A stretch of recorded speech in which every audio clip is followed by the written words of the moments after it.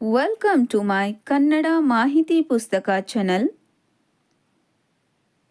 ಬೇಸಿಗೆ ಕಾಲದಲ್ಲಿ ಗಟ್ಟಿ ಆಹಾರ ಪದಾರ್ಥಗಳನ್ನು ಸೇವಿಸುವುದನ್ನು ಕಡಿಮೆ ಮಾಡಿ ಹೆಚ್ಚು ನೀರಿನಾಂಶ ಇರುವ ಆಹಾರ ಪದಾರ್ಥಗಳಾದ ಮಜ್ಜಿಗೆ, ಹಣ್ಣಿನ ರಸಗಳು, ಎಳನೀರು ಹಾಗೂ ತರಕಾರಿಗಳನ್ನು ಸೇವಿಸುವುದು ಆರೋಗ್ಯಕ್ಕೆ ಒಳ್ಳೆಯದು.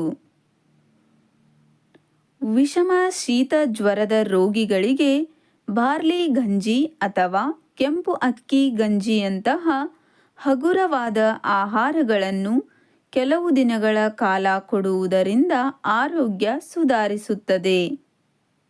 ಹೆಚ್ಚಾಗಿ ಹೃದಯಾಘಾತವು ಬೆಳಗ್ಗೆ 4ರಿಂದ 10 ಗಂಟೆಯ ಸಮಯದೊಳಗೆ ಸಂಭವಿಸುವ ಸಾಧ್ಯತೆ ಹೆಚ್ಚಾಗಿರುತ್ತದೆ.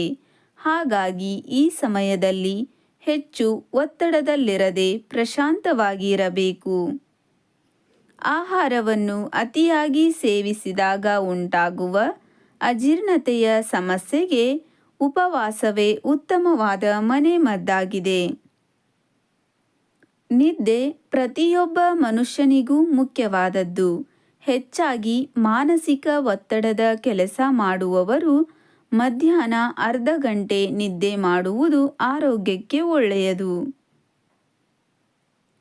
ಸಿಗರೆಟ್ ಸೇದಿದ ನಂತರ ಕಿತ್ತಳೆ ಹಣ್ಣಿನ ರಸವನ್ನು ಸೇವಿಸುವುದರಿಂದ ಸಿಗರೆಟ್ನಲ್ಲಿರುವ ನಿಕೋಟಿನ್ ಎಂಬ ವಿಷ ವಸ್ತುವಿನಿಂದ ಉಂಟಾಗುವ ದುಷ್ಪರಿಣಾಮವು ಸ್ವಲ್ಪ ಕಡಿಮೆಯಾಗುತ್ತದೆ.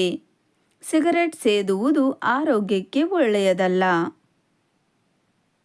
ಬೆಳಗ್ಗೆ ಜಾಗಿಂಗ್ ಹೋಗುವರು 15 ನಿಮಿಷಕ್ಕೆ ಮುಂಚಿತವಾಗಿ 2 ಲೋಟ ನೀರು ಕುಡಿದರೆ ಜಾಗಿಂಗ್ ಮುಗಿಸಿದ ನಂತರ ಮೈ ಹಗುರವಾದ ಭಾವನೆ ಇರುತ್ತದೆ.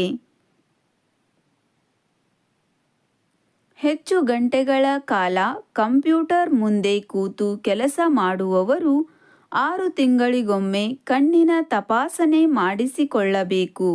ಇಲ್ಲದಿದ್ದರೆ ತಲೆನೋವು, ಆಯಾಸ, ವಾಂತಿ ಮುಂತಾದ ಸಮಸ್ಯೆಗಳು ಬರುತ್ತವೆ. ಒಮ್ಮೆ ಊಟ ಅಥವಾ ಉಪಹಾರ ಮಾಡಿದ ನಂತರ ಕನಿಷ್ಠ 4 ಗಂಟೆಗಳ ಕಾಲ ಬಿಟ್ಟು ಏನನ್ನಾದರೂ ಸೇವಿಸಬೇಕು. ನಾವು ತಿಂದ ಆಹಾರವು ಕರುಳಿನಲ್ಲಿ 4ರಿಂದ 5 ಗಂಟೆಗಳ ಕಾಲ ಇರುತ್ತದೆ. ಸ್ನಾನ ಮಾಡಿ ಊಟ ಮಾಡುವುದು ಆರೋಗ್ಯಕ್ಕೆ ಒಳ್ಳೆಯದು. ಆದರೆ ಊಟ ಮಾಡಿದ ತಕ್ಷಣ ಸ್ನಾನ ಮಾಡಿದರೆ ಆಹಾರ ಚೆನ್ನಾಗಿ ಜೀರ್ಣವಾಗದೆ ಅಸಿಡಿಟಿ ಸಮಸ್ಯೆ ಉಂಟಾಗುತ್ತದೆ. ವಾಂತಿಯಾಗುವುದು ರೋಗವಲ್ಲ, ಯಾವುದಾದರೂ ರೋಗದ ಲಕ್ಷಣವಾಗಿರುತ್ತದೆ. ಪದೇ ಪದೇ ವಾಂತಿಯಾಗುತ್ತಿದ್ದರೆ ತಕ್ಷಣ ವೈದ್ಯರ ಸಲಹೆ ಪಡೆದುಕೊಳ್ಳುವುದು ಆರೋಗ್ಯಕ್ಕೆ ಒಳ್ಳೆಯದು. ದೇಹದ ಉಷ್ಣವು ಹೆಚ್ಚಾಗಿರುವವರಿಗೆ ಮೂತ್ರ ವಿಸರ್ಜನೆ ಸರಿಯಾಗಿ ಆಗುವುದಿಲ್ಲ.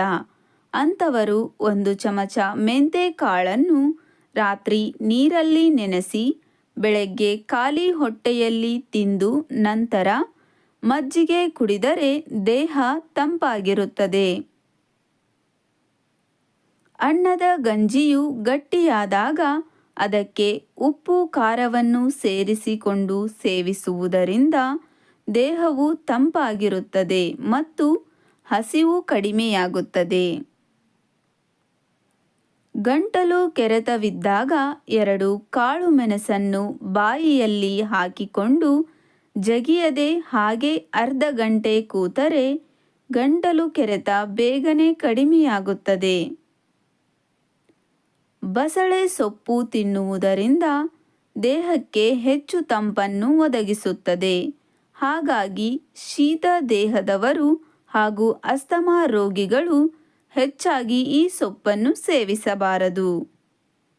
ಹೆಚ್ಚು ಜ್ವರ ಬಂದಾಗ ಬಾಯಿ ಕಹಿಯಾಗಿದ್ದರೆ ಹಸಿ ಶುಂಠಿಯನ್ನು ಸಣ್ಣದಾಗಿ ಕತ್ತರಿಸಿ ಅದಕ್ಕೆ ಉಪ್ಪು ಸೇರಿಸಿ ಬಿಸಿಲಿನಲ್ಲಿ ಒಣಗಿಸಿ ಪುಡಿ ಮಾಡಿ ಬೆಳಗ್ಗೆ ಮತ್ತು ಸಾಯಂಕಾಲ ಅರ್ಧ ಚಮಚದಷ್ಟು ತಿಂದು ನೀರು ಕುಡಿಯುವುದರಿಂದ ಬಾಯಿಯ ಕಹಿಯು ಕಡಿಮೆಯಾಗುತ್ತದೆ.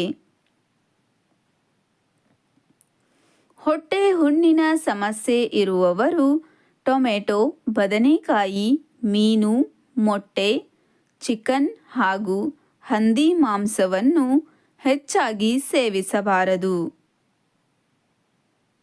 ಮಲಬದ್ಧತೆ ನಿವಾರಣೆಯಾಗಲು ಊಟ ಮಾಡಿದ ನಂತರ ಹೆಚ್ಚಾಗಿ ನೀರನ್ನು ಕುಡಿಯುವುದರಿಂದ ದೊಡ್ಡ ಕರಳು, ಸಣ್ಣ ಕರಳು ಹಾಗೂ ಜೀರ್ಣಾಂಗಗಳು ಉತ್ತಮವಾಗಿ ಕಾರ್ಯನಿರ್ವಹಿಸುವುದರ ಮೂಲಕ ಮಲಬದ್ಧತೆ ಸಮಸ್ಯೆಯು ಕಡಿಮೆಯಾಗುತ್ತದೆ.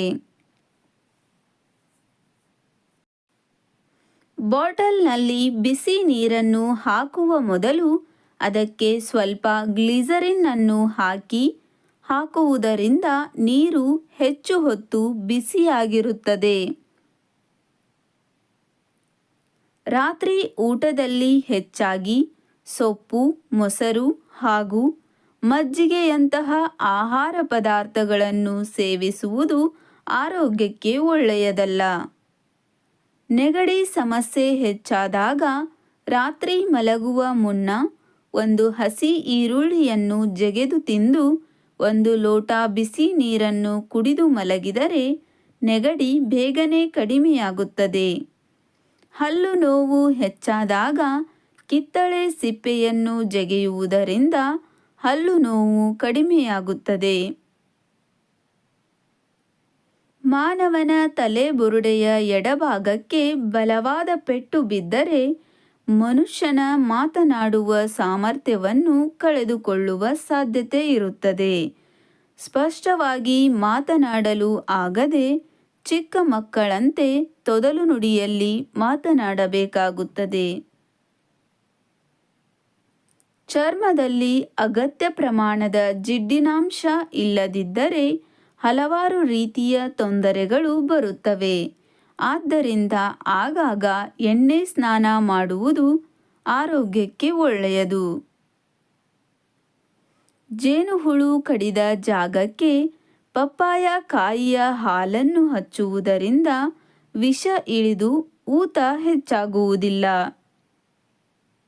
ಈ ಮಾಹಿತಿ ಇಷ್ಟವಾದರೆ ದಯವಿಟ್ಟು ಚಾನೆಲನ್ನು ಸಬ್ಸ್ಕ್ರೈಬ್ ಮಾಡಿಕೊಳ್ಳಿ. ಇದೇ ತರಹದ ಮತ್ತಷ್ಟು ವಿಡಿಯೋಗಾಗಿ ವಿಡಿಯೋವನ್ನು ಲೈಕ್ ಮಾಡಿ, ಶೇರ್ ಮಾಡಿ.